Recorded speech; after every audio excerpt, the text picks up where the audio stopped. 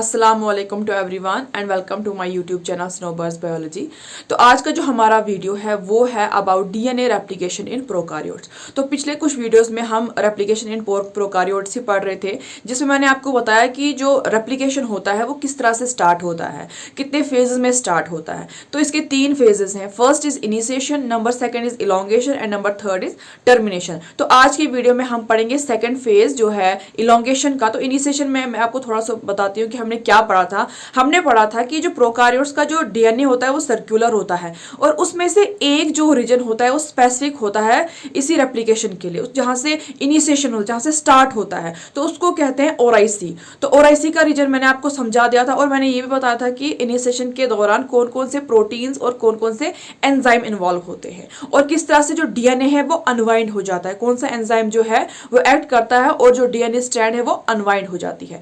अब इस लेक्चर में हम देखते हैं इलोंगेशन, जो डीएनए रेप्लिकेशन का मेन जो पार्ट है, जिसमें एक जो अब जो डीएनए स्ट्रैंड खुल गई है, इस स्ट्रैंड में जो दूसरी कॉपी प्रिंट होगी वो हमने पढ़ना है कि किस तरह से डीएनए का सिंथेसिस होगा।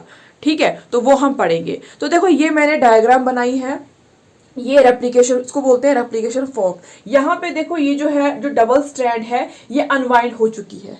ठीक है, ये अनवाइंड, अभी ये दो आप भूल जाओ, ये अनवाइंड हो चुकी है। ये जो एंजाइम हेलिकेज है इसने हाइड्रोजन बॉन्ड्स को तोड़ दिया है और ये इस तरफ से चल रहा है और इस तरफ से ये जैसे जिप होती है ना, जिप, आप इस तरह से जिप खोलोगे, इस तरह से अनजिप होती है, तो सेम ऐसा यहाँ पे भी कुछ हो रहा है।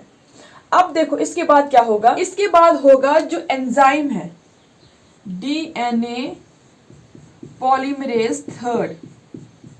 ये काफी इंपॉर्टेंट एंजाइम है जब रेप्लिकेशन होता है, ये काफी इंपॉर्टेंट एंजाइम है। इसका काम है कि ये जो डीएनए स्ट्रैंड है इसके ऊपर न्यूक्लियोटाइड्स को ऐड करना। ठीक है, तो इसका जो रोल है काफी ज्यादा इंपॉर्टेंट है।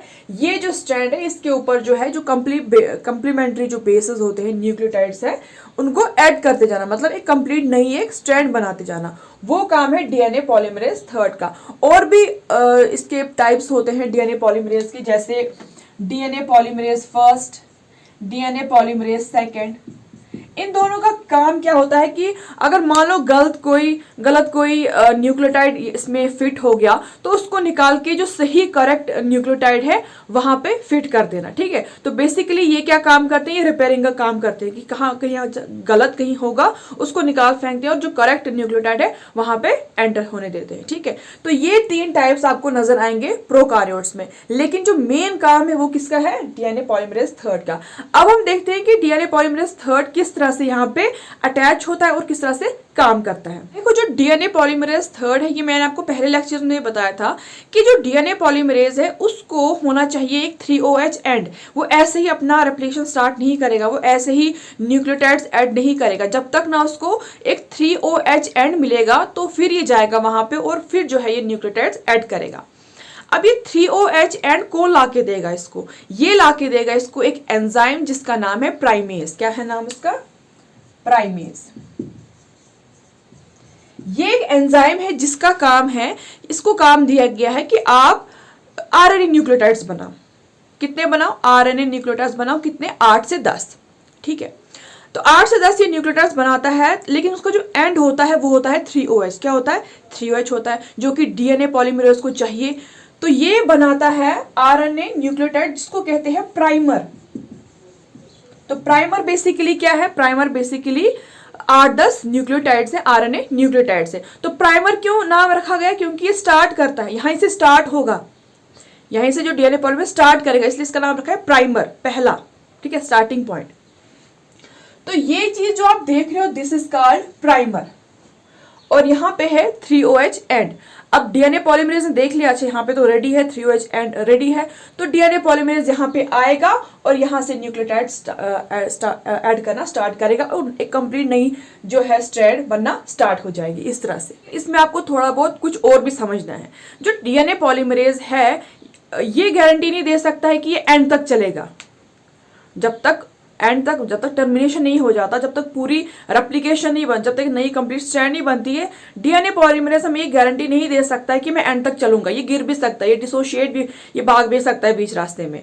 तो इसको पकड़ने के लिए कि ये एंड तक जाए, इसको बिल्कुल पकड़ कर रखने के लिए, इसको धक्का देने के लिए एक प्रोटीन होता है जिसको बोलते हैं स्लाइडिंग क्लैंप।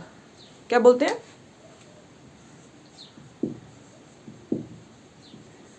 स्लाइडिंग क्लैंप, या बोलते हैं बीटा क्लैंप भी इसको बोलते हैं, ठीक है।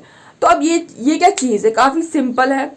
ये एक रिंग शेप स्ट्रक्चर होता है, जैसे रिंग होती है ना अंगूठी, उस टाइप का स्ट्रक्चर होता है। और मान लो ये हमारा डीएनए पॉलीमरेज है, ठीक है, ये हमारा डीएनए पॉलीमरेज है। अब इसको आगे चलना है और न्यूक्लियोटाइड्स एंड करते जाना है।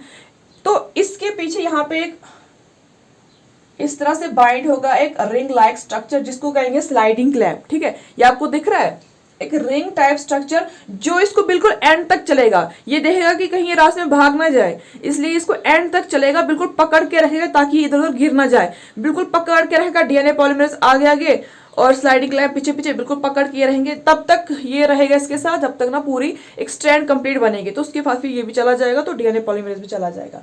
तो ये है इसका फंक्शन स्लाइडिंग क्लैंप का।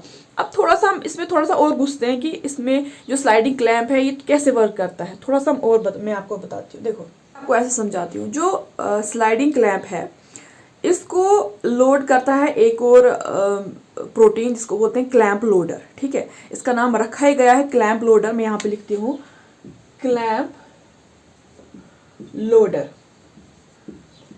तो इसका काम ही है कि ये लोड करता है, ये जो स्लाइडिंग क्लैंप है इसको उठाता है और फिर रखता है कहाँ पे, यहाँ पे डीएनए पॉलीमरेज के पास, ठीक है। तो इसलिए इसका नाम, जैसे वो जेसीबी देखी हो आप, जेसीबी देखी होगी आपने कि किस तरह से वो आगे से जो उसका वो होता है एक स्ट्रक्चर जैसा, वहाँ से वो कुछ चीज़ उठाता है, कुछ रेत वगैरह उठाता है, लोड करता है, फिर अनलोड करता है। तो सेम क्लैंप लोडर का भी ऐसा ही कुछ फंक्शन है, ये लोड करेगा फिर अनलोड करेगा वहाँ पे डीएनए पॉलीमरेज के पास। तो इसमें एटीपी भी यूज होता है क्योंकि एनर्जी चाहिए होती है। तो ये आपको समझ में आया। अब देखो, डीएनए पॉलीमरेज जो है यहाँ से चल रहा है और यहाँ पे कंप्लीट स्ट्रैंड बनी। लेकिन एक और चीज मैंने आपको बताई थी कि जो डीएनए का सिंथेसिस होता है वो होता है 5 प्राइम टू 3 प्राइम। अगर ये इस तरह से स्ट्रैंड है 5 प्राइम टू 3 प्राइम, तो इसमें जो कंप्लीमेंट्री स्ट्रैंड है वो किस तरह से बनेगी, क्योंकि डीएनए मॉलिक्यूल क्या है, ये एंटी पैरेलल है। तो यहाँ पे इस तरह से 5 टू 3, तो यहाँ से बनेगा। तो रूल है कि जो सिंथेसिस होगा वो यहाँ से यहाँ होगा। तो यहाँ से जो ओपन होती जा रही है डीएनए पॉलीमरेज यहाँ से जा रहा है और स्ट्रैंड बनती जा रही है, तब तक बनेगी जब तक टर्मिनेशन पॉइंट नहीं आता है। तो यहाँ तो ये तो क्लियर हो गया आपको इस स्ट्रैंड का, ये तो इजी है। लेकिन जो ये स्ट्रैंड है जो कि ये देखो, अगर ये 5 टू 3 है, ये होगी 3 टू 5, क्योंकि दोनों एंटी पैरेलल होती है ना, ये पता है आपको। तो ये वाली किस तरफ रन करेगी, ये करेगी ना इस तरफ रन 5 टू 3। तो आपको लगता है आपकी इसमें और इसमें फर्क होगा? फर्क डेफिनेटली होगा, क्योंकि देखो यहाँ पे तो कोई टेंशन नहीं है इसको। यहाँ पे तो देखो इजिली हेलिकेज एंजाइम इस तरह से अनवाइंड कर रहा है, अनवाइंडिंग हो रही है, डीएनए ऐसे खुल रहा है और ये इजिली बिना किसी रुकावट के चल रहा है। इसके लिए तो कोई रुकावट नहीं है, लेकिन इसके लिए थोड़ा बहुत प्रॉब्लमेटिक हो जाता है। वो कैसे, देखो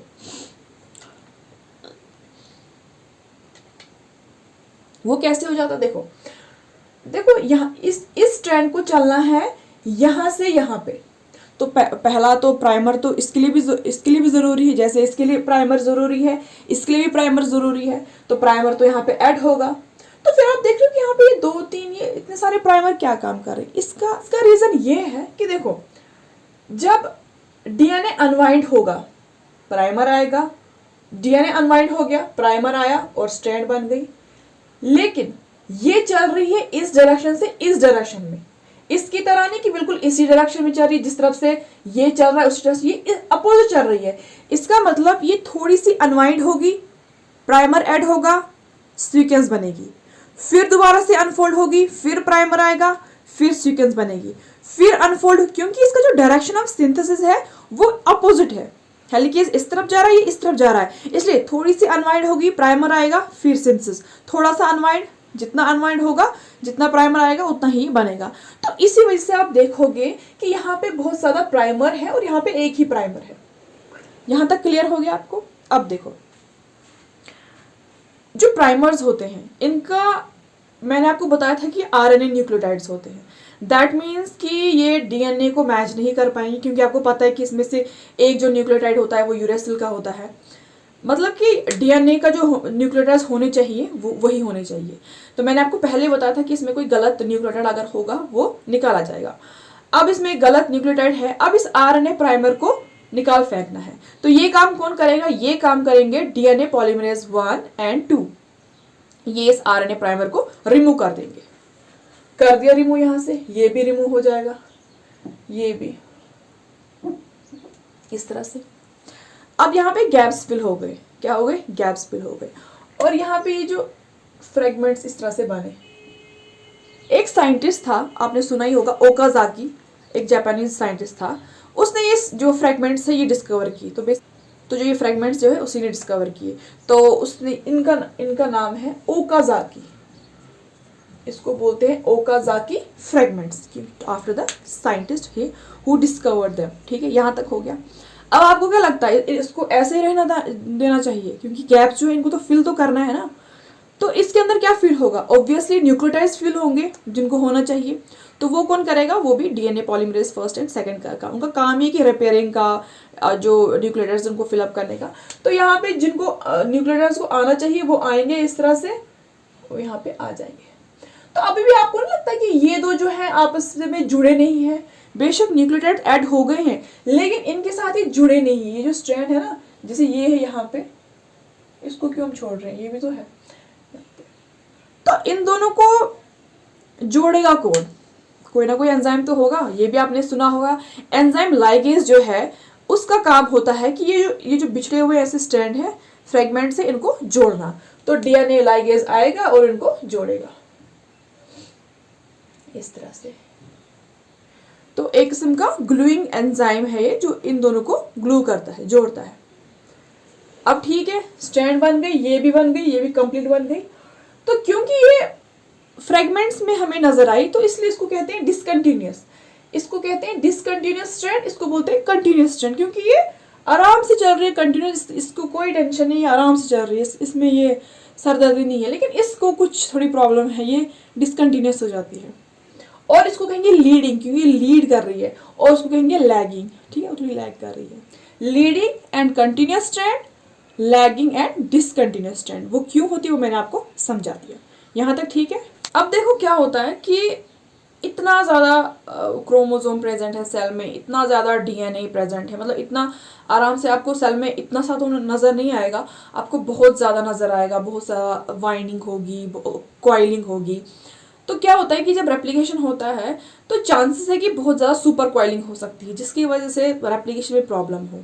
तो सेल नहीं चाहेगा कि मेरी रेप्लिकेशन में कोई भी प्रॉब्लम हो, तो उसके लिए एंजाइम है। मेरा कहने का मतलब है कि अगर जैसे कॉइल, जैसे डीएनए है, जैसे ज़्यादा कॉइलिंग हो गई इस तरह से, ये डीएनए एक रोप है, ठीक है, वो इस तरह से बिल्कुल टाइट है, उसको थोड़ा हमें लूज करना है, क्योंकि रेप्लिकेशन करना है। अगर टाइट कंडीशन होगी तो रेप्लिकेशन में थोड़ी बहुत रुकावट हो जाएगी, तो उसको थोड़ा हमें लूज करना है, ठीक है। मैं आपको एग्जांपल समझाती हूँ। एक रोप से, एक रोप बिल्कुल टाइट है, उसको थोड़ा सा हमें लूज करना है। तो आप क्या करोगे, उसको अगर आप थोड़े से कट्स दोगे उसमें तो थोड़ा सा वो लूज हो जाएगी, ठीक है। तो जब लूज हो जाएगी तो जैसे डीएनए में है तो रेप्लिकेशन ईजी हो जाएगा। मान लो इस तरह से ज़्यादा ये टाइट हो गया है ये क्रोमोसोम, तो अगर मान लो हमने यहाँ पे थोड़ा सा कट दे दिया, ऐसे करके ऐसे कट दे दिया हमने यहाँ पे, तो ये कैसे हो जाएगी? ऐसे हो जाएगी, ऐसे, ठीक है। पहले ये इस तरह थी, अब ये थोड़ी सी ऐसे लूज जाएगी। अब यहाँ पे मैंने आपको एक कट दिखाया, ऐसे बहुत सारे कट्स लगते हैं यहाँ पे, जिसका यही पर्पस होता है कि थोड़ी बहुत लूज हो जाए, थोड़ा बहुत जो है रेप्लिकेशन ईजी हो जाए। तो ये काम कौन करता है? ये काम करता है एंजाइम टोपो आइसोमेरेज, ठीक है। मैं लिख लेती हूँ यहाँ पे, टोपो आइसोमेरेज। तो प्रोकार्योट्स में दो टाइप्स के होते हैं, 1 एंड 2, ठीक है। तो ये एंजाइम जो है ये काम करता है ताकि जो रेप्लिकेशन है वो आराम से हो सके, थोड़ा बहुत लूज ये कर ले इस डीएनए को। और एक बात जो मैंने आपको बताई थी स्लाइडिंग क्लैम्प की, तो वो हर ऑर्गेनिज्म में प्रेजेंट है, वो प्रोकार्योट्स में प्रेजेंट है, वो यूकार्योट्स में प्रेजेंट है। ओके, तो ये था हमारा लेक्चर अबाउट इलोंगेशन में, जिसमें मैंने आपको समझाया कि किस तरह से जो एक नई स्ट्रैंड बनती है प्रोकार्योट्स में। तो हमारा जो इनिशिएशन वाला है वो भी कंप्लीट हो गया, इलोंगेशन है वो भी कंप्लीट हो गया, एंड इंशाल्लाह जो लास्ट इसका स्टेज है टर्मिनेशन, क्योंकि इसको टर्मिनेट तो होना है ना, इसको निकलना है यहाँ से, इसको एक नया बनाना है। टर्मिनेट भी होना है ना, इसको यहाँ में घुसे रहना है, इसको टर्मिनेट होना है, जो इसको अलग जो कॉपी बनेगी वो अलग से निकल के आएगी, तो वो हम टर्मिनेशन में पढ़ेंगे, ठीक है। तो फिर हमारा जो डीएनए रेप्लिकेशन का जो जब ये है ये ख़त्म हो जाएगा। So thank you.